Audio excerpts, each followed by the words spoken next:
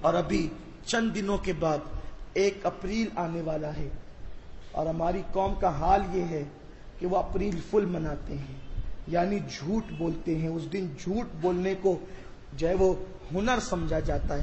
اسلام میں کبھی بھی جھوٹ بولنے کی اجازت نہیں ہے ان مقام کے علاوہ جہاں شریعت نے اجازت دی ہے، اور وہ زیادہ نہیں، صرف 3 مقام ہے۔ جھوٹ بولنے کی اجازت 3 مقام پر ہے۔ اگر میاں بیوی میں اختلاف پیدا ہو جائے تو، یا دو مومنوں کے اندر اختلاف پیدا ہو جائے تو اس وقت شریعت اجازت دیتی ہے کہ ان میں صلح کرانے کے لیے اگر جھوٹ بولنا پڑے تو بول دو، تاکہ جو اختلاف ہے وہ اتحاد میں تبدیل ہو جائے۔ خدا کی قسم، دین کہاں ہے جو مذہب اس بات کا حکم دیتا ہے کہ اگر 2 لڑنے والوں میں اتحاد کرانے کے لیے جھوٹ بولنا پڑے تو بول دو۔ آج لوگ اختلاف پیدا کرنے کے لیے جھوٹ بولتے ہیں، اور میرے آقا صلی اللہ علیہ وسلم نے فرمایا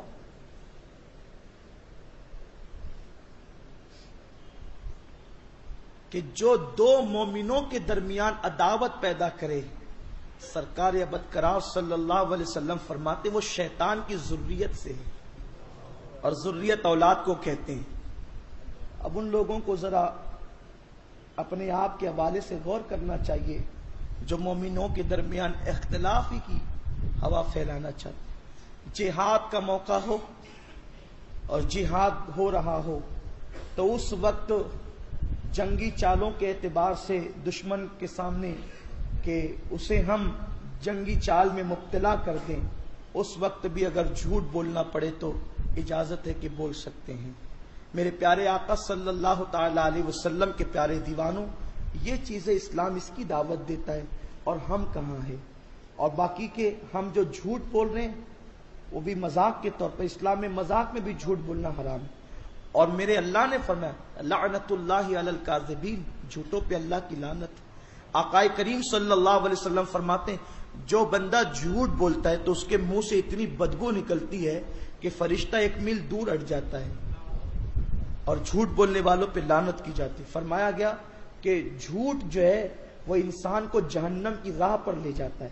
اور ایک مقام پر تو آقا علیہ السلام سے کسی نے پوچھا یا رسول اللہ صلی اللہ تعالی علیہ وسلم، کیا مومن چوری کر سکتا ہے؟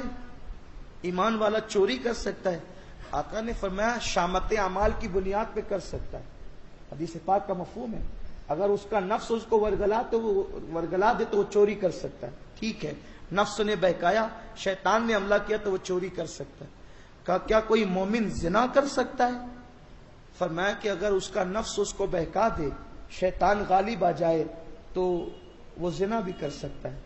پوچھا یا رسول اللہ کیا مومن جھوٹ بول سکتا ہے؟ آقا علیہ السلام نے فرمایا نہیں، جو مومن ہوگا وہ جھوٹ نہیں بولے گا، اس لیے کہ جھوٹ تو یہ منافقین کی علامت ہے، یہ اہل نفاق کا طریقہ ہے۔ مسلمانوں یہ ہے جھوٹ، اور ہم اس کو معاذ اللہ تہوار کے طور پر، یہ جھوٹ کا بھی کوئی تہوار ہوتا ہے؟ اسلام میں جھوٹ کا تہوار نہیں ہے، اسلام میں صداقت اور سچائی کا تہوار ہے۔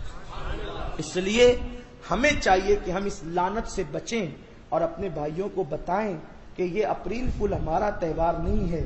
اور مجھے ان لوگوں پر بھی غصہ آتا ہے کہ میلاد النبی پر تو وہ جلسے کرتے کہ یہ بدعت اور یہ شرک ہے، وہ اپریل فل پر جلسے کیوں نہیں کرتے؟ کہ یہ جھوٹ حرام ہے، اس سے بچو۔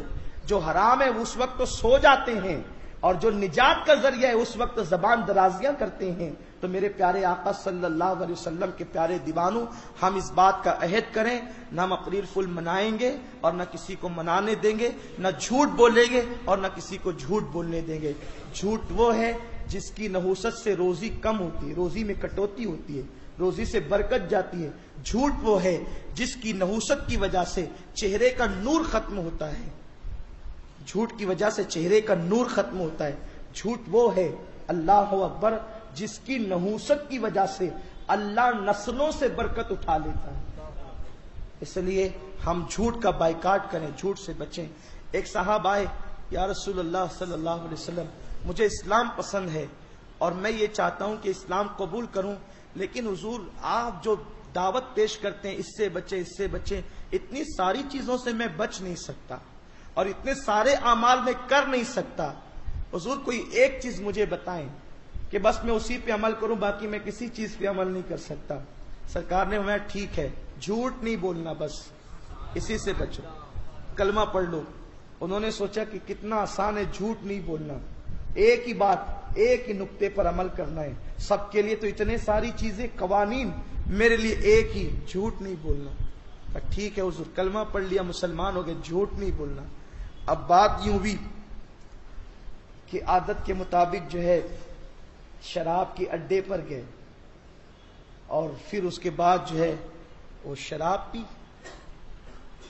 تو کچھ اس نئے مسلمان سے صحابہ کی ملاقات ہوئی، کہا کہاں سے آ رہے ہو، کہاں سے رہے ہیں آپ؟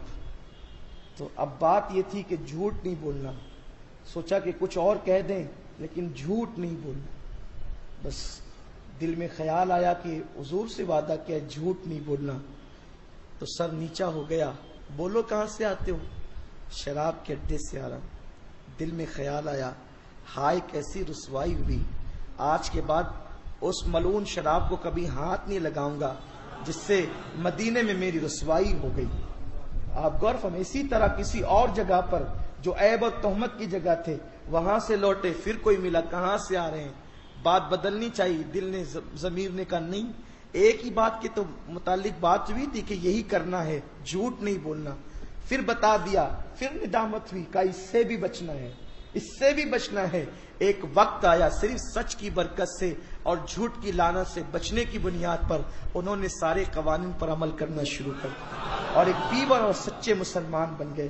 یہ سچائی کی برکت ہے، کاش کہ ہم سچ کہتے۔ بات یاد آتی ہے مجھے کہ سچ کی برکت کیا ہے، لوگ جھوٹ کی برکت۔ حضرت ابو بکر شبلی رحمۃ اللہ علیہ سلسلہ قادریہ کے بہت بڑے بزرگ ہیں، حضرت ابو بکر شبلی، ان کا تعارف پیش نہیں کرتا لیکن بات کر کے گزر جاتا ہوں، پھر کبھی ان کا تعارف پیش کروں۔ حضرت ابو بکر شبلی جو ہے حضرت جنید بغدادی کے مرید ہیں۔ ایک مرتبہ حکومت سے کچھ لڑائی ہو گئی، اختلاف ہو گیا، حضرت ابو بکر شبلی علیہ رحمان کے پیچھے پولیس پڑ گئی، سپاہی، اور ان کے بارے میں وارنٹ نکلا کہ اسے پکڑو اور جیل میں ڈال دو۔ یہ چھپتے چھپاتے تھے، اچانک سپاہیوں کا سامنا ہوا، یہ بھاگے، آگے یہ تھے، پیچھے سپاہی تھے۔ انہوں نے سوچا کہ جائیں تو چھپے کہاں؟ دل میں خیال آیا ابو بکر شبلی جو پیر آخرت میں بچائے گا وہی دنیا میں بھی بچا لے گا۔ تو حضرت جنید بغدادی کی خانقاہ میں گئے، کہا حضرت پیچھے پولیس والے، سپاہی ہے، بچا لینا آپ۔ کہا جاؤ بیٹے، جا کر کے خانقاہ کے کمرے میں بیٹھ جاؤ۔ وہ چلے گئے خانقاہ کے کمرے میں، کہا کتنی آسانی سے پناہ مل گئی پیر کی بارگاہ میں۔ سپاہی حضرت جنید بغدادی سید الطائفہ کو مانتے تھے، پیچھے سے کہا بابا آپ نے ابو بکر شبلی کو دیکھا ہے؟ کہاں بالکل دیکھا ہے۔ کہاں ہے بتا سکتے ہیں آپ؟ وہ تو میرے کمرے میں چھپا ہوا ہے۔ ان کو اندر آواز گئی، کہا یا اللہ یہ کیسا پیر ہے؟ پہلے تو انہوں نے چھپانا نہیں تھا، اور چھپایا تو پھر بتایا کیوں؟ اور جب بتانے کا شوق تھا تو چھپایا کیوں؟ بہرحال بات اتنی ہوئی، اندر وہ آئے اور بالکل دھڑ دھڑ گھس گئے اندر، جیسا کہ ان کا انداز ہوتا ہے، لیکن جب دیکھا تو کوئی نہیں تھا، بلکہ وہ چٹائی اٹھا کر کے دیکھ رہے تھے۔ کسی نے کہا دیوانو ہوش تو لو، وہ ابو بکر شبلی جو ہے وہ 6 فٹ کا انسان ہے، وہ کوئی سوئی دھاگا تو نہیں ہے کہ کہیں چھپا دیا جائے، چلو باہر نکلو۔ حضرت نے یوں ہی کہہ دیا ہوگا۔ جب باہر نکلے کہا بابا عجیب بات ہے کہ آپ نے تو کہا اندر ہے اور وہ تو دکھتا بھی نہیں۔ کہا ہاں اندر ہے، میں نے ہی تو بھیجا ہے۔ آپ کی بات سوچتے یا اللہ یہ کیسی دیانت داری اور ایمانداری کے معاملے ہیں کہ اب وہ جا رہے تھے تو انہیں جانے دیتے، پھر بھیجتے اندر۔ اب وہ پھر آئے، پھر ڈھونڈا لیکن نظر نہیں آئے۔ بہرحال انہوں نے سوچا حضرت کسی اور موڈ میں، چلو یہاں سے نکل کے چلے گئے۔ تو پھر وہ باہر آئے، کہا حضرت آپ نے تو غضب کر دیا۔ کہا کیا غضب کیا؟ کہا آپ کو اگر بتانا تھا سپاہیوں کو تو آپ نے مجھے چھپایا کیوں تھا؟ اور اگر چھپانا تھا تو پھر ان کو بتایا کیوں؟ 2 مرتبہ بھیج رہے ہیں اندر۔ وہ تو خیر اللہ کا شکر کہ میں ان کو نظر نہیں آیا، ورنہ میرا تو آج میرے وارے ہی نیارے ہو گئے ہوتے۔ آپ کو جلال آیا، فرماتے ہیں ابو بکر شبلی میں تیری وجہ سے جھوٹ بولتا، اللہ کی نافرمانی کرتا؟ ارے نادان، یہ سچ کی برکت ہے کہ تو یہاں چھوٹ گیا، میں وہاں چھوٹ گیا۔ اگر میں جھوٹ بول دیتا تو تو یہاں پکڑا جاتا، میں وہاں پکڑا جاتا۔ سچائی ہے. لوگ سوچتے ہیں کہ ہم جھوٹ بول کر کے پھنسے, لوگ جھوٹ بول کر کے چھوٹیں گے اور سچ بول کر کے پھنسیں گے. ایسا کبھی نہیں ہو سکتا. سچ بول کر کبھی انسان پھنس نہیں سکتا. ممکن ہے کبھی آزمائش ہو سکتی ہے, لیکن اس کے یہاں تو آزادی ہے.